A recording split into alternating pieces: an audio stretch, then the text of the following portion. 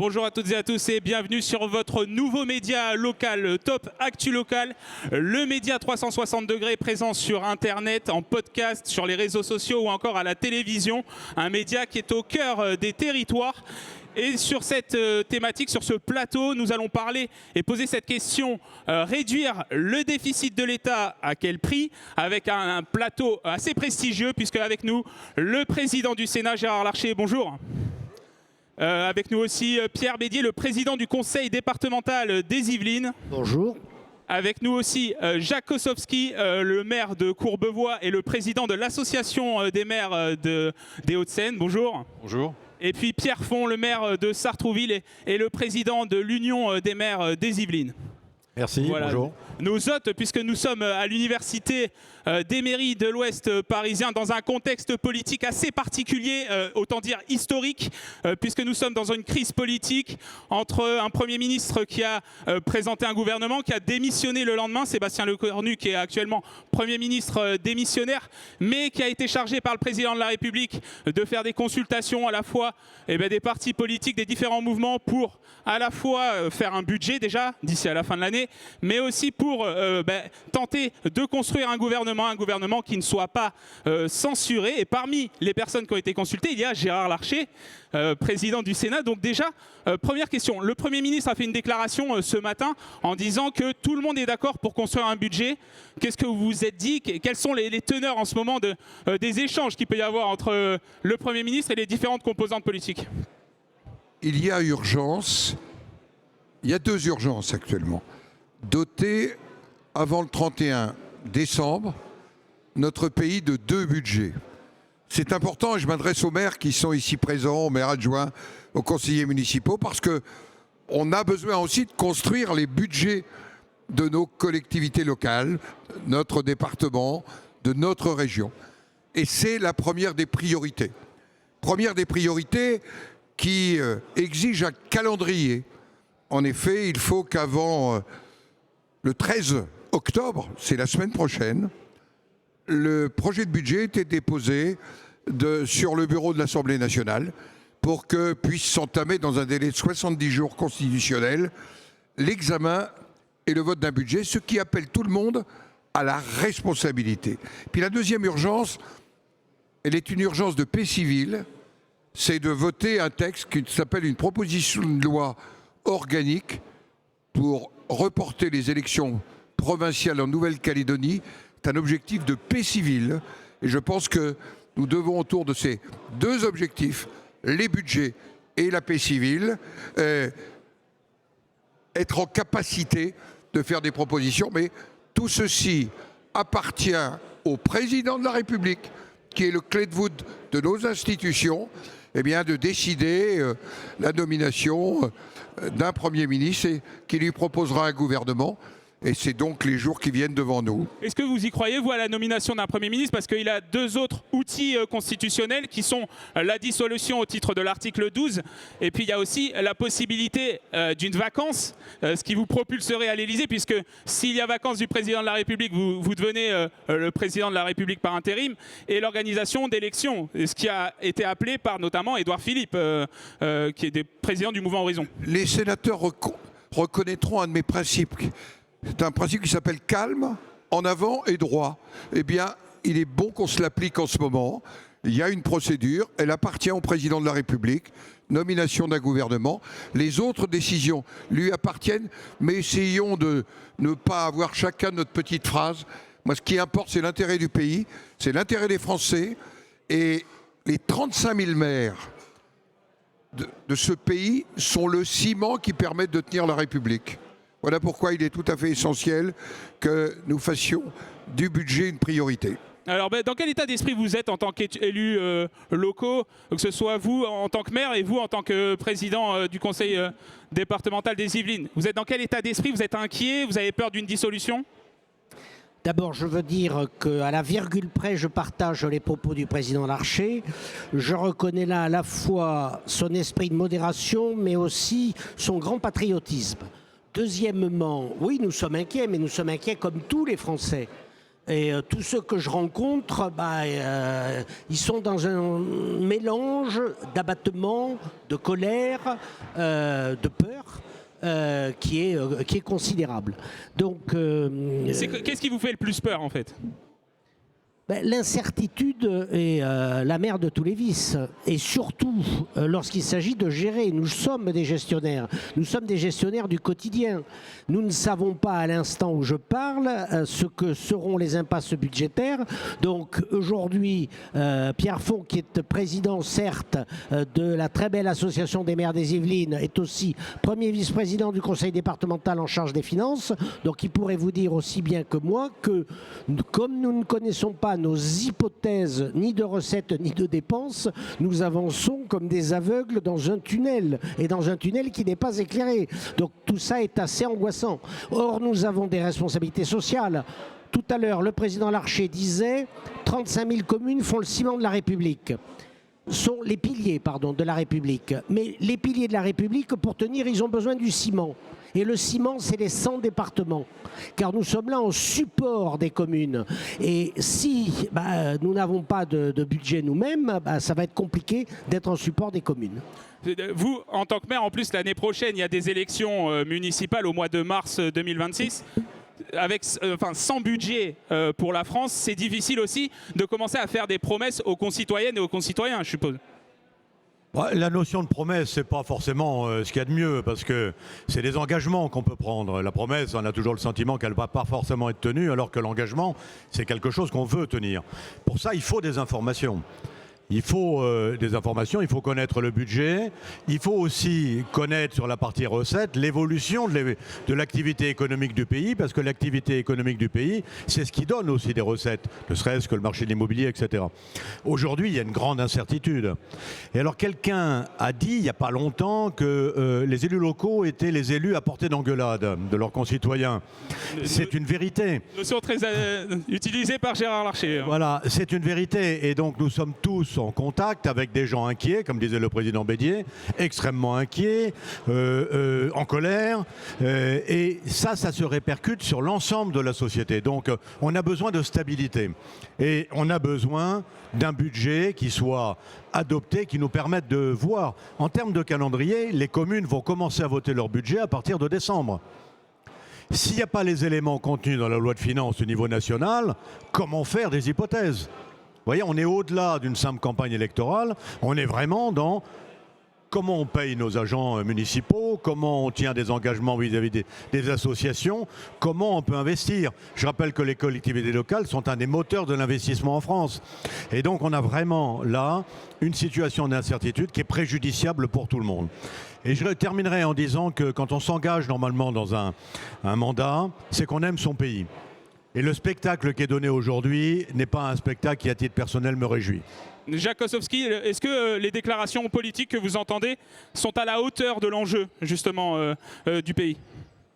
D'abord, je parlerai des municipales. C'est vrai qu'on est inquiet pour le budget, mais quand on est maire, on a cette idée des provisions et on a surtout des prévisions. Donc les prévisions, ce n'est pas pour demain, c'est pour les 5 ans ou 10 ans qui viennent. Donc, il est bien entendu qu'en amont, on a réfléchi comment on pouvait le faire. Alors maintenant, on pourra faire ou pas, mais simplement, il faut savoir quelle somme. Mais on n'attend pas, si vous voulez, uniquement le budget pour savoir ce que l'on va faire. La deuxième chose, bien entendu, on est inquiet, je crois que tout le monde l'a dit, et je vous rappelle quand même que 78% des Français se retournent vers leur maire en disant « lui, c'est quelqu'un à qui on fait confiance ». On aimerait bien que ça soit la même chose, si vous voulez, pour ce qui concerne le président de la République et disons, les premiers ministres. Gérard Larcher, on est dans une crise politique historique, on n'est pas encore dans une crise institutionnelle. Est-ce que vous, en tant que gaulliste, vous craignez une crise institutionnelle et qu'on bascule sur une crise du régime de la Ve République? Les institutions de la Ve République ont montré leur capacité à absorber une série de crises.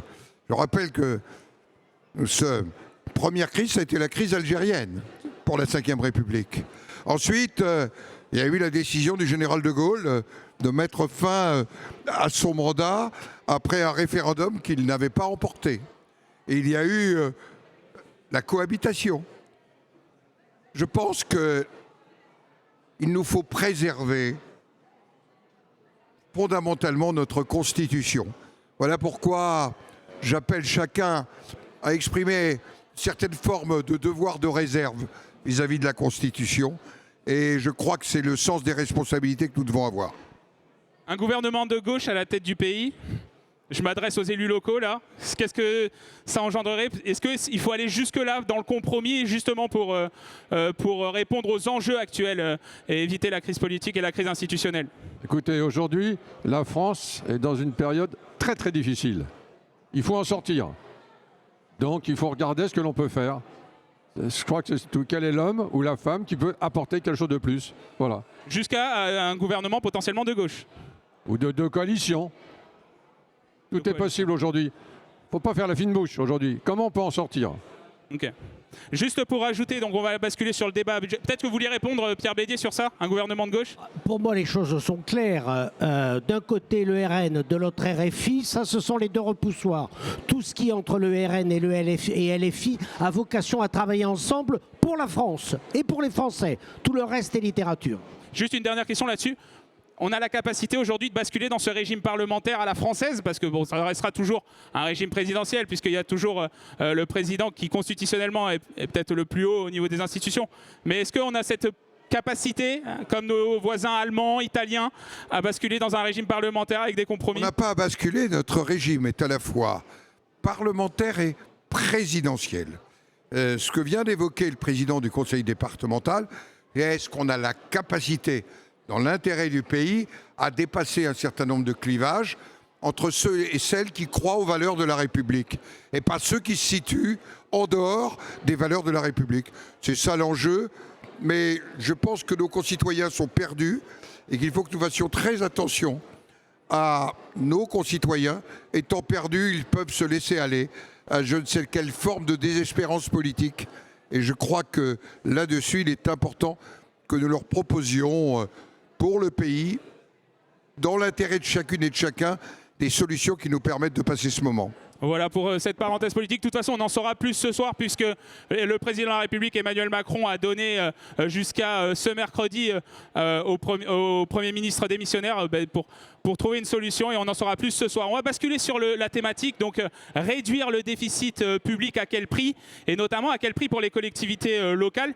Cette année, d'après un rapport de la Cour des comptes sur les finances locales, les collectivités territoriales ont contribué à plus de 7 milliards d'euros justement à la réduction de déficit. Quelles conséquences ça a concrètement pour vous en tant qu'élus locaux sur les projets, sur les budgets municipaux?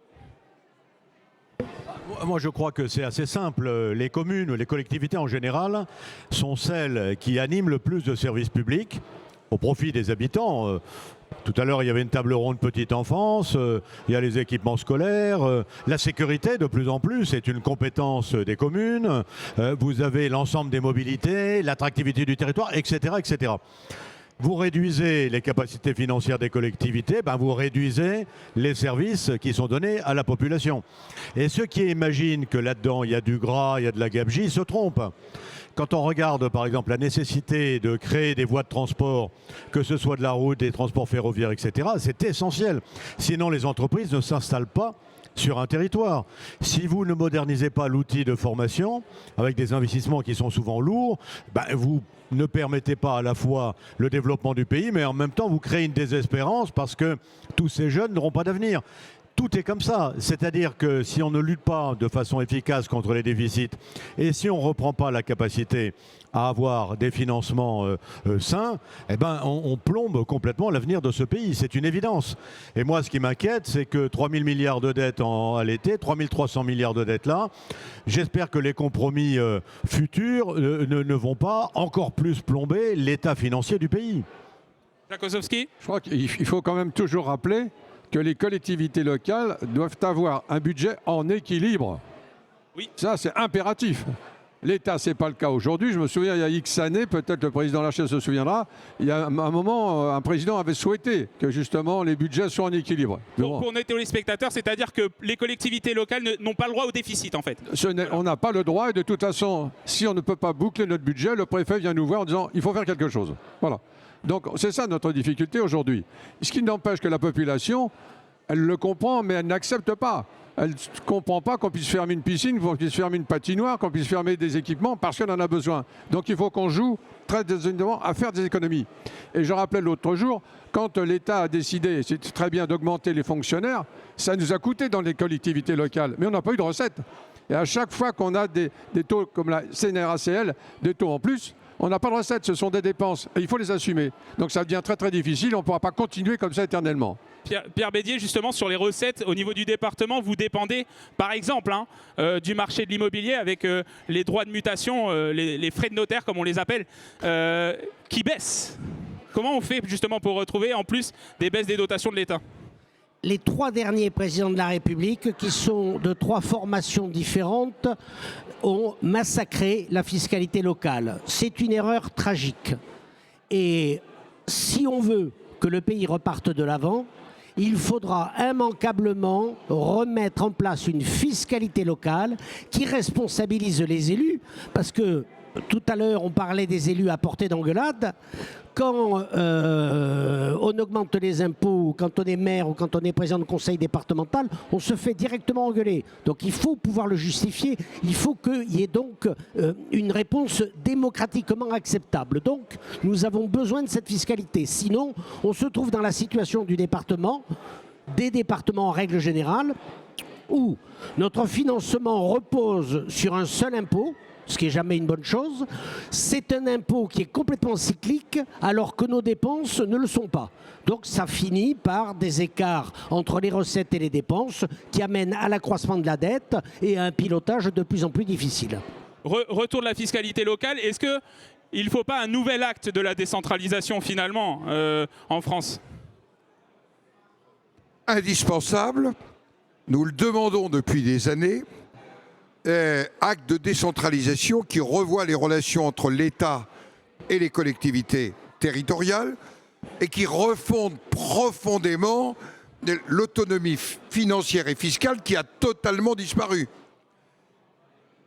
Nous parlons de trouver 44 milliards, je me réfère aux chiffres annoncés par François Bayrou. Et c'est autour de cela. La taxe d'habitation, sa suppression, pèse aujourd'hui dans le budget 24 milliards. Eh oui, nous aurions déjà la moitié du rééquilibrage si ce dossier de la taxe d'habitation, je le dis, qui a été un désaccord absolu et qui en plus a coupé le lien entre les citoyens dans les communes, l'Assemblée délibérante et le service qui a été apporté. C'est donc une réflexion indispensable. Reconnaissons à Sébastien Lecornu d'avoir mis le dossier sur cette table. Et puis, le Sénat est tout prêt. On a le rapport Woerth, on a le rapport Ravignon, on a les rapports du Sénat. On a déposé en 2024 un ensemble de propositions de loi. Nous dialoguons avec les départements, avec les régions, avec les communes. Maintenant, il faut faire. Voilà. Qu'est-ce que vous attendez en tant que maire? Qu'est-ce que vous attendez d'un acte de décentralisation? Qu'est-ce qui vous faciliterait la vie en tant que maire pour gérer votre commune? Je crois qu'il y a des équilibres qui sont essentiels. Et par exemple, le lien département-commune, c'est un lien historique. Ça a été conçu comme ça. Il faut les faire vivre. La compétence régionale est essentielle aussi dans les domaines qui sont les siens. Donc il faut que les collectivités aient les moyens de travailler. Et ça pose la question aussi, qui a été évoquée là, des recettes. Et un point qui est très important, il faut que les assemblées délibérantes, ce que dit la Constitution d'ailleurs, que les assemblées délibérantes aient une autonomie leur permettant d'assumer la responsabilité des décisions qu'elles prennent. Quand un maire ou un président du conseil départemental fait un effort particulier pour ajuster son budget, il faut que ça se voit. Si les collectivités ne sont financées que par des dotations de l'État, ces dotations, elles vont évoluer à la baisse, premièrement. Et deuxièmement, ça enlève toute responsabilité de l'élu par rapport à l'électeur.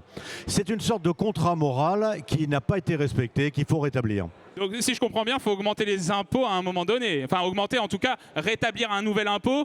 Et du coup, c'est les Français qui pourraient payer la réduction du déficit. Alors, attendez. Là, on va préciser. Oui, il faut recréer une fiscalité locale avec des élus qui seront responsables. Et donc, les Français sauront qui fait quoi. Et bien entendu, il faut que l'État, lui, baisse d'autant. Parce qu'autrement, ça devient impossible. Et j'ajouterais que la vraie question, ne soyons pas hypocrites, c'est qu'il faut expliquer, réexpliquer, réexpliquer aux Français que nous sommes devant des impasses pour le financement des politiques sociales. Ça ne veut pas dire qu'il faut verser dans un libéralisme échevelé. Ça veut dire qu'il faut rendre soutenables nos dépenses sociales. Pour les départements, je n'en prendrai qu'un exemple. Le vieillissement de la population, qui est de notre responsabilité, fait que nous sommes devant le mur de la dépense sociale pour les personnes âgées. On ne sait pas la financer aujourd'hui. Ça veut donc bien dire qu'il va falloir trouver des sources d'économie pour y parvenir. On ne rajeunira pas, malgré les demandes de Poutine et du président chinois, on n'arrivera pas à rajeunir tous les Français. C'est impossible, voilà. Juste avant que vous réagissiez, Président Larcher, je rappelle, les dépenses publiques en général, c'est 57% du PIB en France. Et par contre, la pression fiscale, c'est 47%. On est les champions du monde de l'impôt, comme on l'entend souvent. Avec ces 2 médailles d'or, nous voyons bien qu'il faut d'abord agir sur la diminution de la dépense publique. La diminution de la dépense publique, c'est le salut public. Ça nous renvoie après à la répartition de la fiscalité, mais d'abord, priorité. Voilà pourquoi les recettes anciennes, toujours plus de dépenses et toujours plus d'impôts, ça nous conduit à l'impasse, y compris à l'impasse économique, avec une croissance aussi faible. Et si je comprends bien, quand vous parlez de dépenses publiques, c'est dépenses publiques de l'État, et pas des dépenses publiques locales. Hein. Je parle des dépenses publiques de l'État. Dans le projet de budget qui est actuellement déposé au Haut Conseil des finances publiques et qui a été présenté le 15 juillet, après que le Sénat ait apporté sa contribution le 7 juillet, bien sûr, les collectivités territoriales sont appelées à un effort global. La contrepartie, c'est l'allègement normatif. J'aurais simplement rappelé à mes collègues maires qui nous entendent que le décret tertiaire sur les seules écoles pour les communes coûte 5 milliards par an d'investissement pendant 10 ans. Alors il y a une formule dans le Berry où on dit on fait quoi qu'on peut avec quoi qu'on a. Eh bien, on n'a pas beaucoup de quoi qu'on a, donc il faut qu'on soit raisonnable et qu'on fasse quoi qu'on peut. Eh ben, on va finir sur cette expression du président Gérard Larcher, président du Sénat, de Pierre Bédier, le président du conseil départemental des Yvelines, Jacques Kosowski, le président de l'association des maires des Hauts-de-Seine, et Pierre Font, le président de l'Union des maires des Yvelines. Merci de nous avoir suivis sur Top Actu Local, et on se retrouve prochainement pour de nouveaux plateaux avec de nouveaux invités. Merci.